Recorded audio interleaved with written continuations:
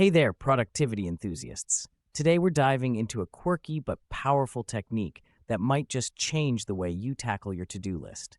It's called Eat the Frog, and no, it doesn't involve any actual amphibians. Let's jump right in. Imagine waking up every morning knowing exactly what you need to do to kickstart your day. That's the essence of Eat the Frog. This method is all about tackling your biggest, most challenging task first thing in the morning. The name comes from a quote often attributed to Mark Twain. If it's your job to eat a frog, it's best to do it first thing in the morning. And if it's your job to eat two frogs, it's best to eat the biggest one first. Pretty vivid imagery, right? Here's how it works.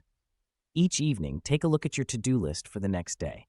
Identify the task that's most important or the one you're most likely to procrastinate on. That's your frog.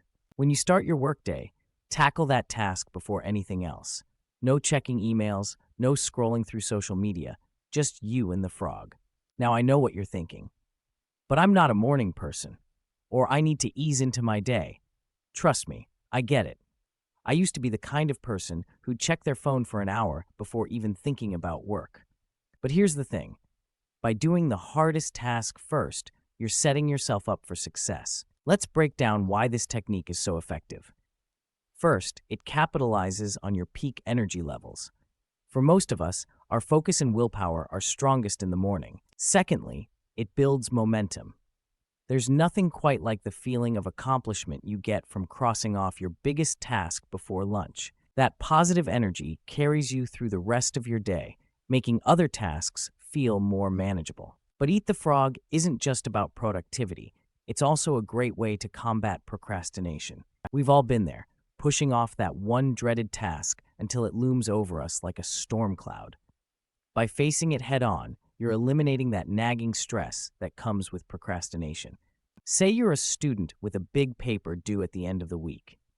Your frog might be writing the introduction or doing that tricky research. A business owner might tackle their financial planning or make those important client calls first thing. For me, my frog is often writing. As much as I love it, starting a new article can be daunting. By lunchtime, I've often written more than I would in an entire day of procrastinating. Of course, Eat the Frog isn't a one-size-fits-all solution. Some days, you might have multiple important tasks. In that case, eat the biggest, ugliest frog first. Other days, you might need to break your frog into smaller, more manageable chunks. One of the best things about this technique is how it can reduce stress. But let's be real.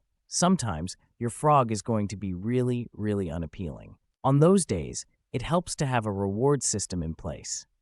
Maybe after you finish your frog, you treat yourself to your favorite coffee or take a short walk. Eat the Frog can also be a game changer for teams. As a manager, you can encourage your team to identify and tackle their frogs early in the day. Remember, the goal isn't to make your mornings miserable. It's about setting yourself up for success and making the most of your day. Over time, you might even find yourself looking forward to eating that frog. Implementing this technique takes practice. Start small, maybe choose one day a week to eat the frog. Pay attention to how it affects your productivity and mood. As with any productivity technique, the key is consistency.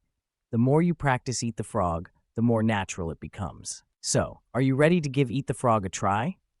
It might just be the productivity boost you've been looking for. Remember, the hardest part is often just getting started. But once you do, you'll be amazed at what you can accomplish. That's all for today, folks. If you found this video helpful, don't forget to like, share, and subscribe. Hit that notification bell to stay updated on more productivity tips and tricks. And hey, let me know in the comments, what's your biggest frog and how do you plan to tackle it? Until next time, happy frog eating.